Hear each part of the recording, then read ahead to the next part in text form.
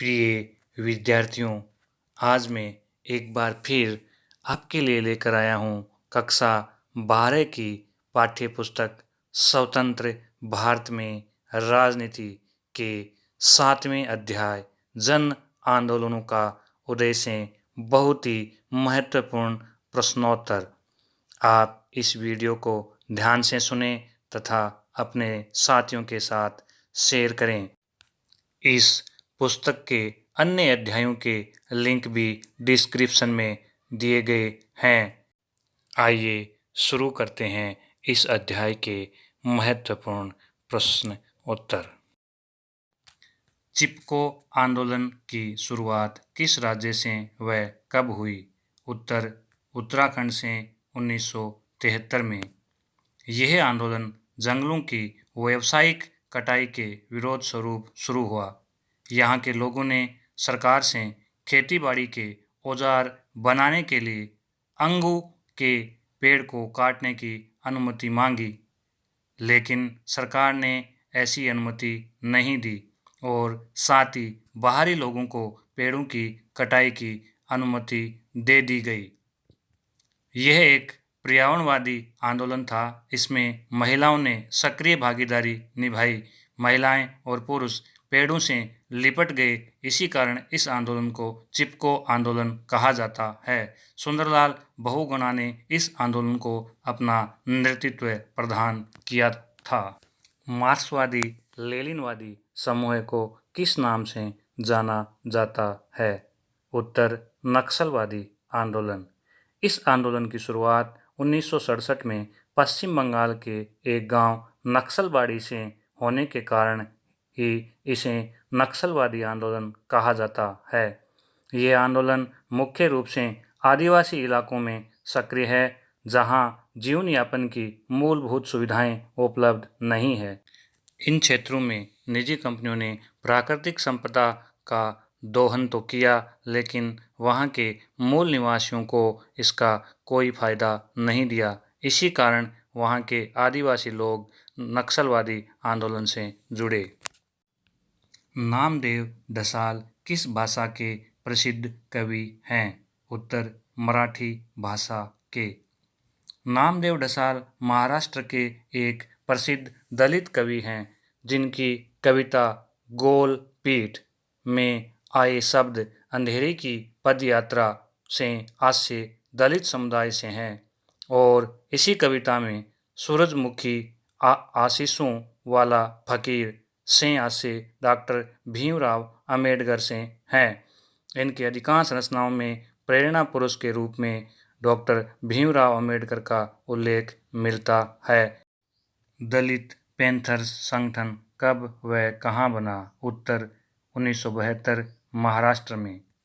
यह दलित युवाओं का एक संगठन था। वे इस बात को लेकर सचेत थे कि संविधान में जाति आधारित किसी भी तरह के भेदभाव के विरुद्ध गारंटी दी गई है। उनकी प्रमुख मांग आरक्षण कानून व सामाजिक न्याय की नीतियों के कारगर क्रियान्वयन की थी। इसी संगठन के प्रयासों से सन 1989 में दलितों पर हो रहे अत्याचारों पर रोक लगाने से संबंधित कानून बना। किस संगठन को दलित पैंथर्स संगठन का अनुगामी संगठन कहा जाता है? उत्तर, बामसेफ। पूरा नाम backward and minority employees federation. इस संगठन ने दलित पैंथर्स की अवनति से उत्पन्न रिक्त स्थान की पूर्ति की। बामसेफ अनुसूचित जाति, अनुसूचित जनजाति व अल्पसंख्यक समुदाय के कर्मचारियों का एक संगठन है। कांशीराम ने इस संगठन को खड़ा करने में महत्वपूर्ण भूमिका निभाई थी।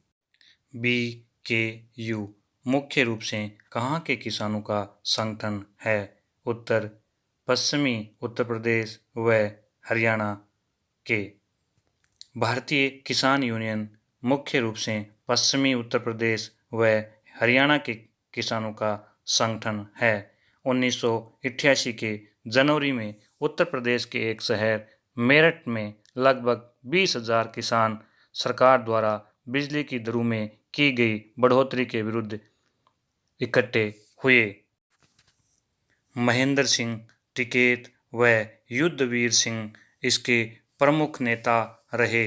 वर्तमान में नरेश टिकैत इसके अध्यक्ष हैं। 3 कृषि कानूनों को लेकर चल रहे विरोध में इस संगठन के नेता राकेश टिकैत ने महत्वपूर्ण भूमिका निभाई।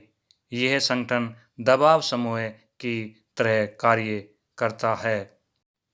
महाराष्ट्र का शेतकारी संगठन व कर्नाटक का रेत संघ भी किसान संगठनों के उदाहरण हैं। नेशनल फिश वर्क्स फोरम ने केंद्र सरकार से पहली कानूनी लड़ाई कब लड़ी? उत्तर 1997। भारत का मछुआरों की संख्या के लिहाज से विश्व में दूसरा स्थान है। 1980 के दशक में उदारीकरण की नीति के कारण वह बहुराष्ट्रीय निगमों को मछली मारने की इजाज़त दी गई।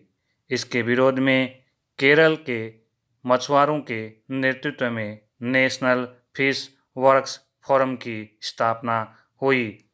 मत्स्य आखेट राज्य सूची का विषय है। इन मछुआरों ने मत्स्य पालन से संबंधित समस्याओं को लेकर आंदोलन किया। ताड़ी आंदोलन कहाँ से प्रारंभ हुआ? उत्तर आंध्र प्रदेश के नेल्लोर जिले के गांव दुबरगंटा से। इस आंदोलन का प्रारंभ प्रौढ़ साक्षरता कार्यक्रम से जुड़ी महिलाओं के द्वारा किया गया था। सभी महिलाएं पुरुषों द्वारा शराब पीकर प्रताड़ित करने के विरोध में इस आंदोलन से जुड़ी थी। इस आंदोलन के कारण नेल्लोर जिले में ताड़ी की नीलामी 17 बार रद्द करनी पड़ी थी। इस आंदोलन का नारा था, ताड़ी की बिक्री बंद करो। नर्मदा घाटी विकास परियोजना से संबंधित राज्य कौन कौन से हैं? उत्तर मध्य प्रदेश, गुजरात और महाराष्ट्र। इस योजना के तहत नर्मदा तथा उसकी सहायक नदियों पर 30 बड़े, 135 मझोले व 300 छोटे बांध बनाने का प्रस्ताव था। गुजरात में सरदार सरोवर व मध्य प्रदेश में नर्मदा सागर 2 सबसे बड़ी बहुउद्देशीय परियोजना थी। इस योजना से 3 राज्यों मध्य प्रदेश, गुजरात व महाराष्ट्र में पीने के पानी, सिंचाई व बिजली उत्पादन होता है। लेकिन इस योजना से 245 गांव डूब क्षेत्र में आ गए।